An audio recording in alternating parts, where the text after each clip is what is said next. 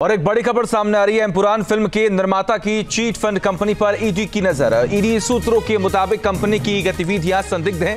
Antony Perumbavoor की company पर एफईएमई के उल्लंघन का आरोप है। 2002 से अब तक एनआरआई के जरिए 372 करोड़ पैसे इकट्ठा करने का आरोप है।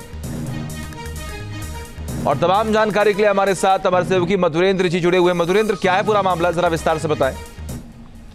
देखिए, जैसे जैसे जांच आगे बढ़ रही है उस मामले की खुलासा आगे बढ़ रहा है।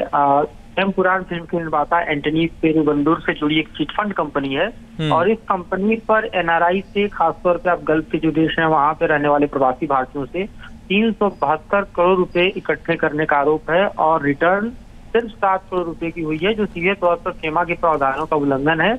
और ये रकम मुख्य रूप से खाड़ी देशों में रह रहे एनआरआई की पहुंचाई गई है। इसी मामले में ईडी जो है अपने पड़ताल को आगे बढ़ा रही है। अगर अब हम ध्यान करें तो 4 अप्रैल को ईडी ने काफी सर्च ऑपरेशन कंडक्ट किया था और पीएमएलए के जो प्रोविजंस हैं उसके मुताबिक कार्रवाई की गई थी, जिसमें कई ऐसे टावर्स हैं बेंगलुरु में, बीवी टावर है, रेसिडेंशियल प्रीमाइसेस है और वहां पर जो लोग इससे कनेक्टेड थे उनकी भी जांच हुई थी। और इसी संदर्भ में एसवी के नागरप्पा को अरेस्ट भी किया गया था 5 तारीख को और उसके बाद स्पेशल कोर्ट बेंगलुरु में प्रोड्यूस किया गया था, जहां से 14 दिन की कस्टडी पर नागरप्पा को भेजा गया है और ये जांच अब ईडी आगे बढ़ाती हुई दिख रही है।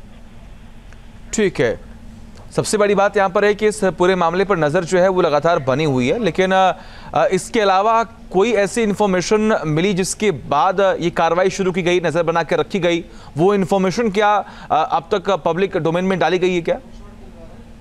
देखिए, पब्लिक डोमेन में धीरे धीरे इंफॉर्मेशन निकल कर सामने आ रही है जैसे जांच आगे बढ़ रही है। ईडी ने बताया था कि किन ठिकानों पर छापेमारी की गई थी और उसके बाद किन लोगों को इस नेटवर्क में जो है वो संलिप्त पाया गया था। उसके बाद अरेस्टिंग और कोर्ट के सामने प्रोड्यूस करके 14 दिन की कस्टडी, ये सब कुछ ईडी ने जानकारी दी थी। लेकिन सूत्रों के आधार पर जानकारी मिल रही है कि इस मामले में और बड़ा खुलासा हुआ है, जिसमें 372 करोड़ रुपए इकट्ठे किए गए, इसकी जानकारी निकल कर आई है।